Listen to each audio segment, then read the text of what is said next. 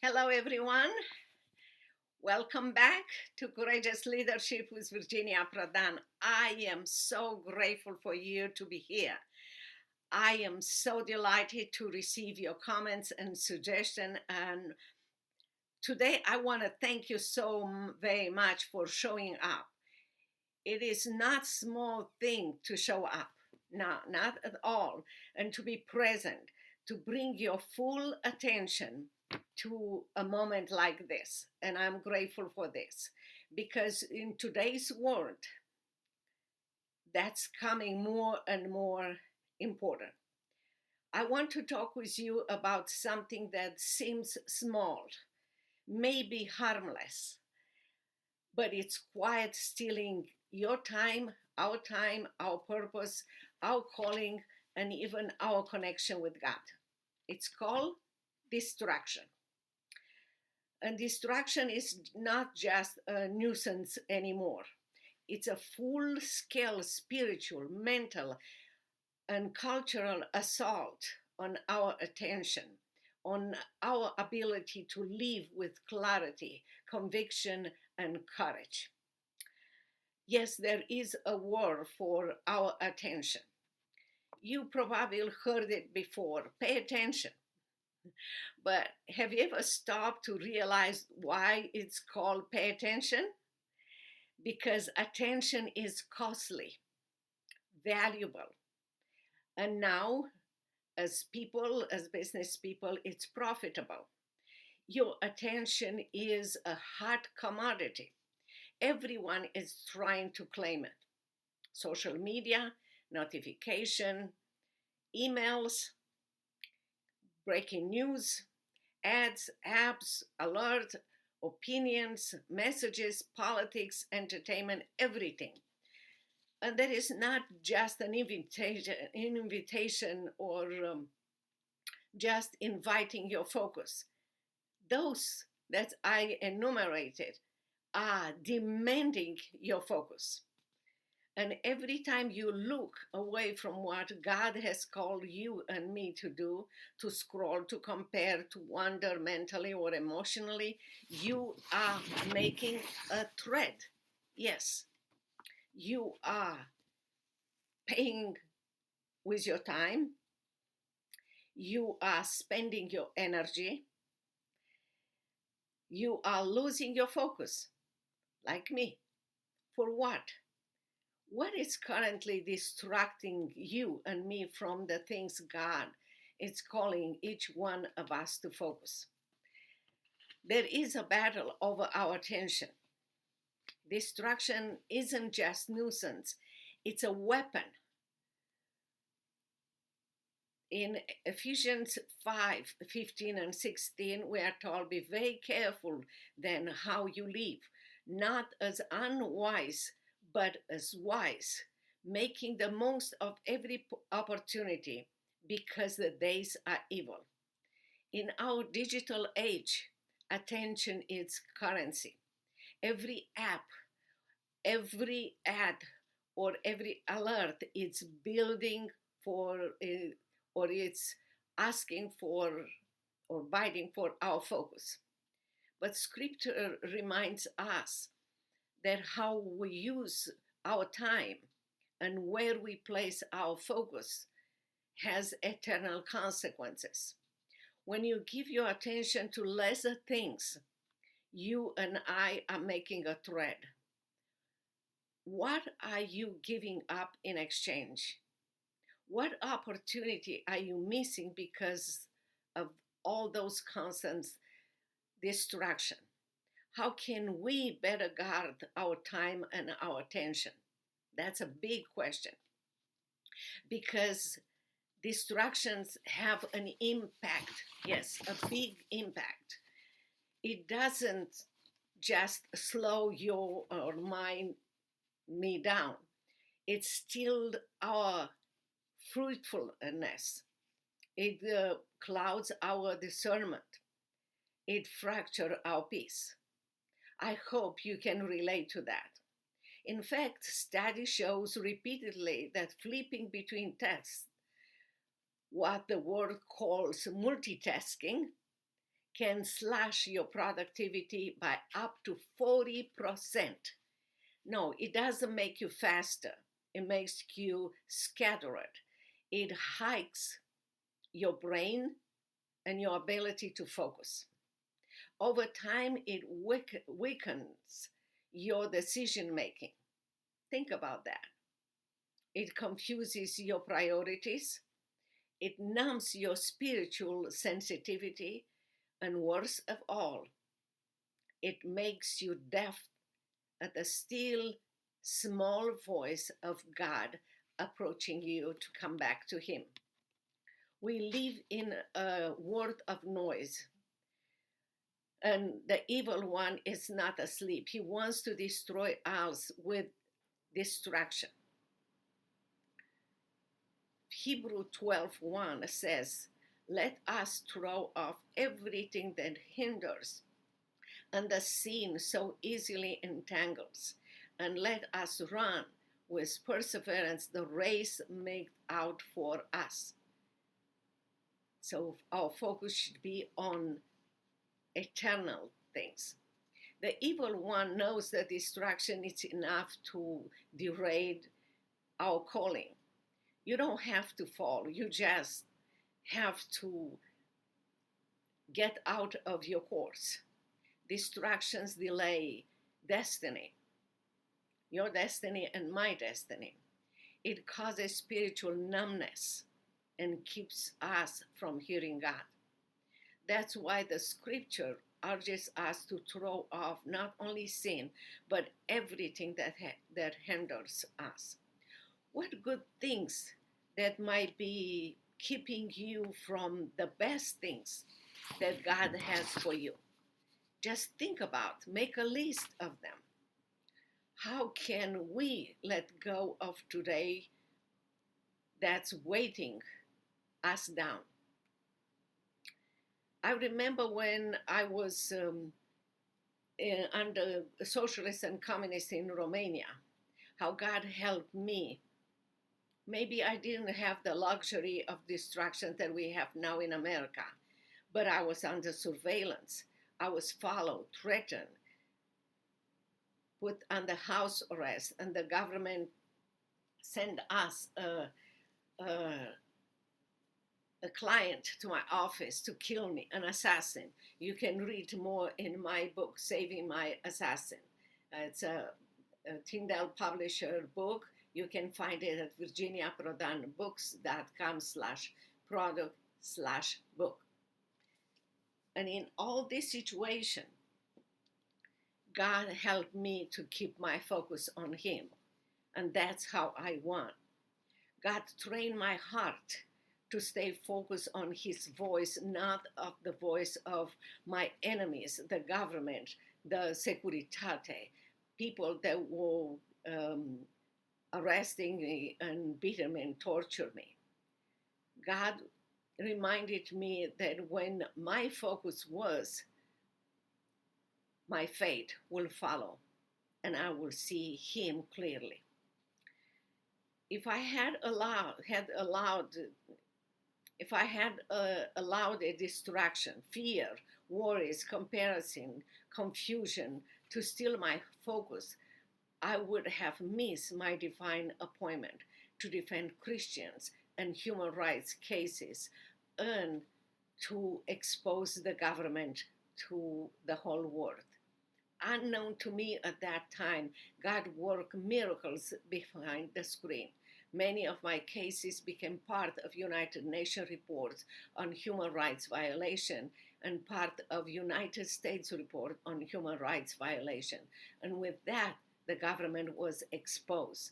All I had to do was to be focused on Christ and not on distractions and the noise around me. And because my heart was turned to His voice, I shared the gospel even with the men who killed me. That's a reason, who wanted to kill me. That's a reason why it's called Saving My Assassin. You can read that in my book. And the surprise that goes beyond our understanding is that 20 years later, he came to my office in Dallas, Texas. I didn't recognize him in the beginning until he showed me his Securitate ID. And as I was reliving my moment back in Romania, I was shaken, my face was red. Uh, I was petrified, thinking that maybe he was there to kill me now. Very fast, he said, I'm not here to kill you. I am a pastor now. I don't kill people. So you can read more about how God changed his life and how God transformed that moment in Romania when he accepted Christ, and how God changed his life later on. When your eyes are locked and focused on Jesus, even your enemies, like my assassin, became part of your testimony and my testimony. Let me tell you something that will surprise you. You don't need to manage your time. You need to manage your focus. As I was focused on Christ, he gave me victory. He gave me words, and he gave me power to share the gospel, not only with my assassin, but also with those horrible, horrible prosecutors, horrible people that will beat me and torture me in the interrogation room. God helped me when I came to America, as I came empty handed. I did not have any friends, any money. I didn't know English. I knew 5 languages, but not English. And God helped me focus on Him to learn English, to go back to law school, this time at SMU Law School, and to have my law office, to write my book, and to raise 3 kids. My first daughter graduated from SMU, my second daughter from Harvard Law School, and my son from Air Force Academy, and all of them are serving the Lord. That's when you focus on God. Time is fixed. You don't need more time. You need focus. Time is fixed. It's just 24 hours for everyone. But focus is a decision, your decision. Do you focus on circumstances or on God? Focus is a discipline. Focus is worship. Do you worship people around you, circumstances, worries, or do you worship God? I understand the world says to you, get more done. But God said, do what I have called you to do. Just that. There is a difference, friends, between being busy, as the world is asking us to do, and being fruitful, what God is asking us to do. That's why you must train your heart.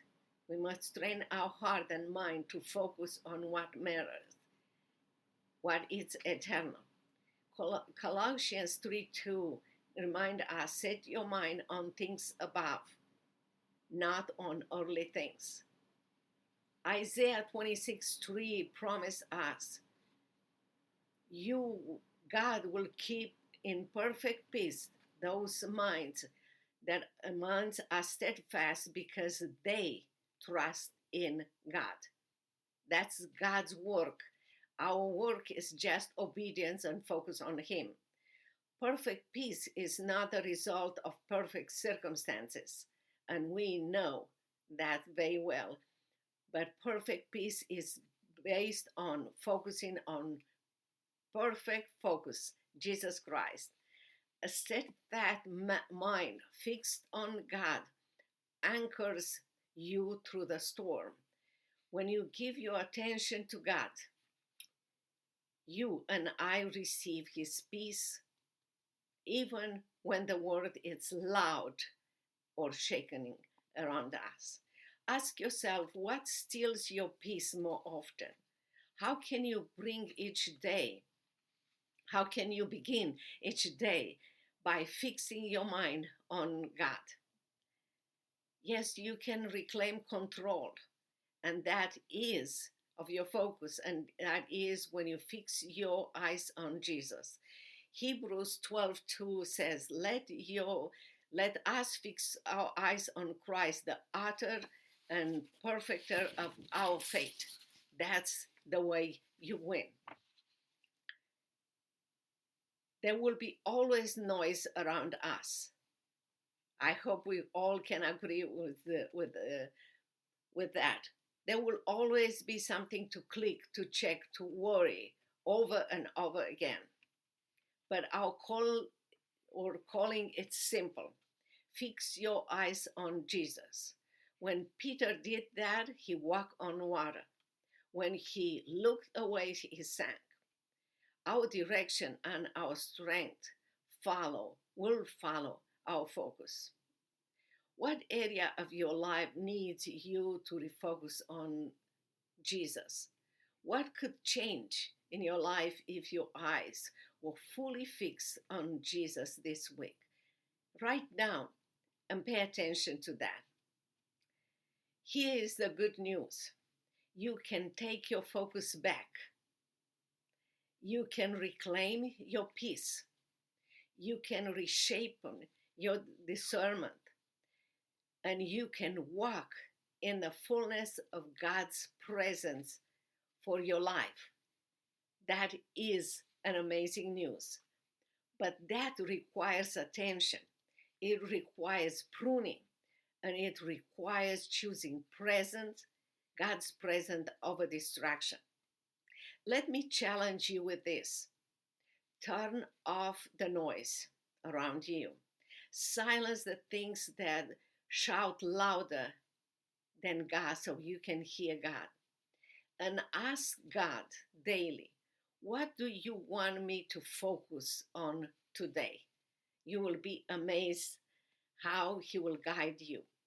Because when you focus on God, you will see everything else clearly from His perspective. When you focus on God, you don't just react, you respond. You are in charge in God's power. When you focus on God, you walk in peace while the world is spinning around you in chaos. You have peace that surpasses all understanding. Yes, it is possible in the power of Jesus Christ. Distractions, my friend, is a thief, but God is the restorer of our faith and our focus. He is ready to give you clarity again. He is ready to restore your mental strength. He is ready to sharpen your purpose and focus and direct your steps. But you must choose where your eyes will go, to the distractions or paying attention to God.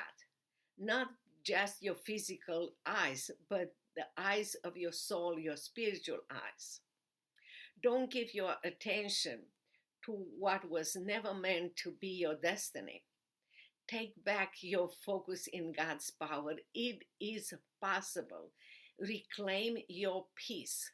Fix your eyes on Jesus. It might sound simple, but it's a spiritual battle, and you have to check yourself every minute of your life.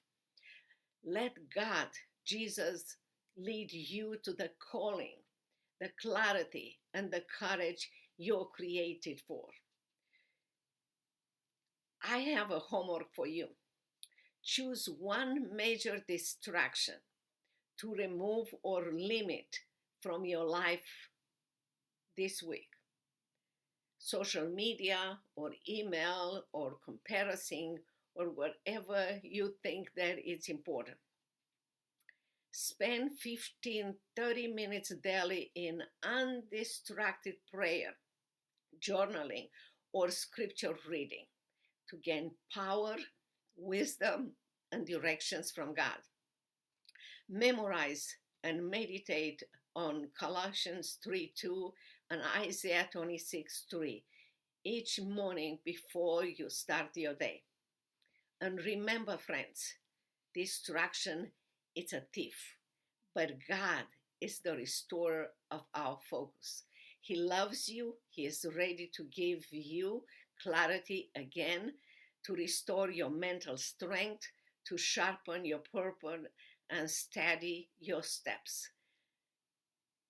I hope that in obedience you will win this battle over your distraction and your focus, because you are here for a purpose and for a reason, and the reason is to glorify and magnify the Lord and to live a life of significance and success. I hope that this answer all your questions, and you will have a tremendous success over regaining your focus and diminishing your distractions. Don't forget to go to virginiaprodanbooks.com/contact and send us your question and your comments. And again, if you want to see and to read my memoir, Saving My Assassin, you can find it at virginiaprodanbooks.com/product/book, and you will be encouraged in how God helped me to stay on focus, to diminish distractions, and to win in His power, not only in communist Romania, but here in America as I rebuild my life, and now as I do the same things, defend Christians and human rights cases in America as an ally attorney with Alliance Defender Freedom. Yes, whatever purpose you have for your life, you can accomplish it. You can focus on it in God's power. I cannot wait to see how God help you to restore your focus, to diminish your distractions, and to accomplish the mission that He gave you in His power. Until next time, God bless you, and don't forget to send us your comments, your suggestion, and what God has done in your life. God bless you, my friends.